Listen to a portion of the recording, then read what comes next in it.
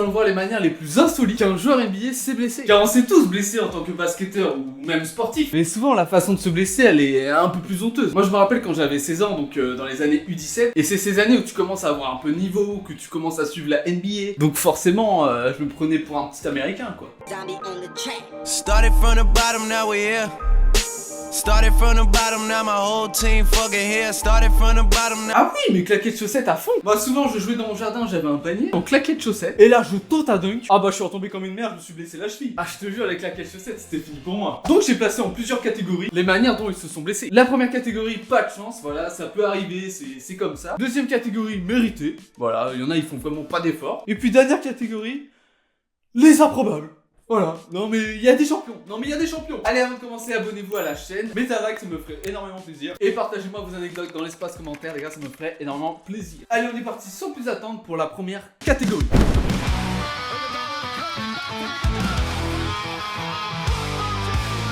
Et on commence avec un joueur très connu, Tony Parker. Est-ce que vous avez déjà vu Tony Parker avec ses lunettes ? Oui, ça existait. Ah, c'est sûr que c'est moins sexy que le masque de Mbappé. Mais est-ce que vous êtes vraiment demandé pourquoi il avait ses lunettes ? Et non, c'est pas pour mieux tirer, hein, croyez-moi, sinon je les aurais déjà. Non, un soir, il était en soirée avec des potes, quand tout d'un coup, Drake et Chris Brown se pointent à la soirée. Donc déjà, tu sens que c'est pas une soirée ordinaire. Et d'un coup, les deux commencent à se battre. Ah oui, je te jure, hein, ça se met des droites, des gauches, ça part en bagarre générale. Donc là, tu me dis, ah ouais, Tony Parker, il a dû se battre contre 4 mecs, il a dû... Waouh. Ah non, dans la soirée, il y a juste une bouteille qui a éclaté, il a juste pris une balle perdue au niveau de l'œil. Ah vraiment, c'est pas de chance, ah non, c'est pas de chance. Même lui, quand il doit expliquer l'histoire, il doit un peu extrapoler, c'est sûr. On passe maintenant à un autre joueur très connu, B.J. Taylor. Bon ok, moi aussi je le connais pas. Donc B.J. Taylor est un joueur qui a fait qu'une saison en NBA en 95 avec les Philadelphia Sixers. Et là vous allez me dire, ah c'est dommage, pourquoi il a fait qu'une saison, c'est sûrement qu'il était pas assez fort, qu'il était pas assez bon. Non, juste le gars après une petite douleur au genou et à la cheville, bon comme tout le monde il a mis de la glace tu vois. Sauf que lui il s'est endormi et meurt congelé. Bon, juste il a dormi longtemps, et cela a entraîné des complications nerveuses. Il a pas pu continuer sa carrière. Le mec il était en train de faire sa sieste tranquille, fin de carrière.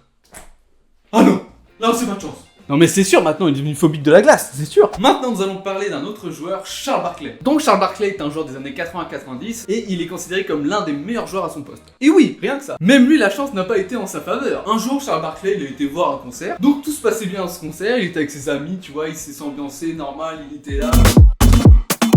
Donc une soirée totalement normale, tu vois. Mais à ce concert, les projecteurs étaient un peu forts, tu vois. Donc il était un peu ébloui, donc il se met à se gratter les yeux. Sauf que avant, lui pour venir, il fallait qu'il soit bien sapé. Donc petite crème sur le corps pour être bien soin. Problème, il s'est mal lavé les mains. Donc ça a provoqué une réaction chimique qui lui brûle une partie de la cornée. Il se met à se gratter les yeux.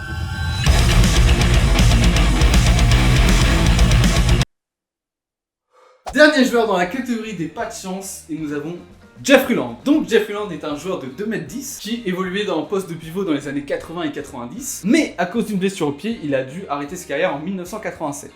Mais pourquoi il est dans cette catégorie alors ? Non, il est bien dans cette catégorie car 5 ans après, il fait un comeback. Ça y est, pied guéri, entraîné comme jamais, il est prêt pour tout niquer en NBA. Après 13 matchs chez les Sixers, ce qui se passe pour le mieux. Mais après le 13e match, tu vois, il doit rentrer chez lui, tu vois, parce qu'il jouait au Boston Celtics et il faut aller aux Sixers. Donc, il attend le bus des Sixers tranquillement. Quand soudain, un employé des Celtics envoie sa valise sur la jambe de Jeff. Résultat, blessé au tendon d'Achille, il a dû arrêter sa carrière. Non mais c'est pas possible, c'est quoi cette malchance ? C'est sûr qu'il devait régler des comptes avec ce mec, c'est pas possible. Donc on a fini avec la première catégorie des pas de chance, et maintenant passons au mérité.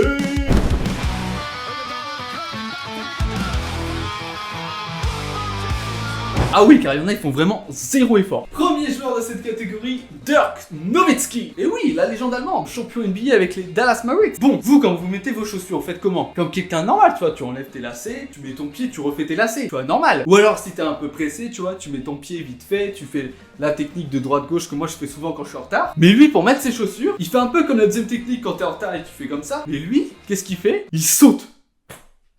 Il saute sur sa chaussure, comme ça. Résultat des courses, il se tord la cheville avant un match. Ah bah super.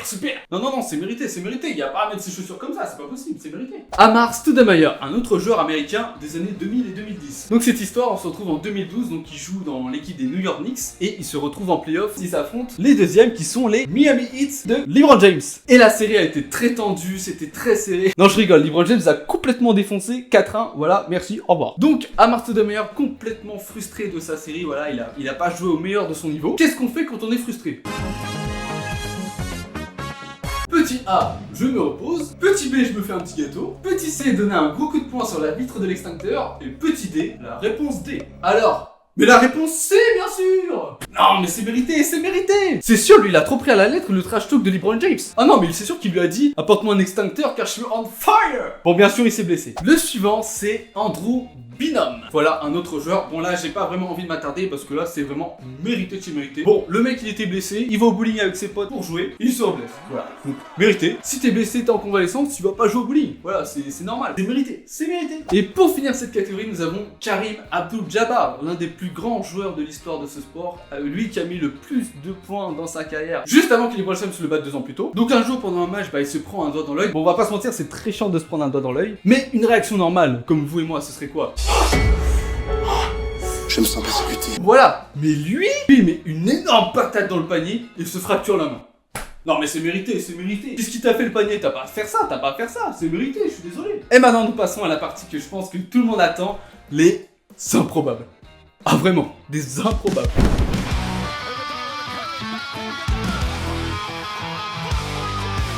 Ah oui, faut le voir pour le croire. Et on commence avec Derrick Rose. Et oui, le joueur prodige qui a été MVP rien qu'à sa 3e saison. Bon après, on connaît son parcours, il s'est tout le temps blessé, donc il a pas pu confirmer après. Mais il y a une blessure improbable. Un jour, il était chez lui, il avait envie d'une pomme. Une pomme! Non mais d'accord, c'est n'importe quoi. Donc il prend un couteau pour couper sa pomme, tu vois, normal. Mais il le fait sur le lit. Donc il mange sa pomme et continue sa journée tranquille, il fait ses petits trucs, il s'entraîne au basket, voilà, normal et tout. Donc vient le soir où il veut dormir. Il se jette sur son lit, et là... faute de chance, il avait oublié de ranger le couteau, il s'entaille le bras.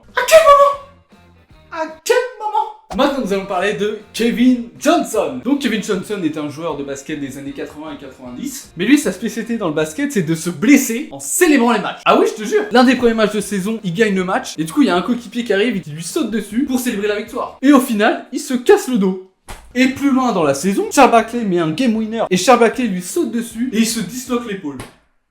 Non mais t'imagines la vie de ce gars? Ouais, on a gagné! Wow. Et maintenant nous passons pas un mais 2 basketteurs, Matt Bonner et Lionel Simons. Alors eux, je sais pas si c'est une excuse ou une vraie blessure. Les deux ont eu une tendinite au poignet à la main, en jouant trop à la Game Boy ou en scrollant trop sur son iPhone. Mais moi je pensais que c'était une phrase de maman pour pas qu'on aille sur le téléphone. Je pensais que ça allait jamais arriver. C'est sûr, c'est des escrocs, c'est pas possible. Et maintenant nous passons à la dernière personne de cette vidéo, Jim Barnes. Donc Jim Barnes c'est un joueur des années 60 et 70. Lui tu fais beaucoup de déplacements, surtout en avion parce que le pays est très grand. Donc si tu dois jouer de Los Angeles à New York, tu vas être obligé de prendre l'avion, tu vois. Donc Jim Barnes, un jour avec son équipe, est sur le point d'embarquer et il se fait propulser à 15 mètres par un avion. Et il s'en sort, juste avec une petite perte de l'audition. Non mais le mec c'est un super héros, c'est pas possible. À qui ça arrive? Donc c'est fini pour cette vidéo, j'espère qu'elle vous aura plu. Dites-moi en commentaire si ce concept vous a plu. N'hésitez pas à vous abonner, à liker et à commenter. Moi je vous dis à la prochaine pour une future vidéo. Topette!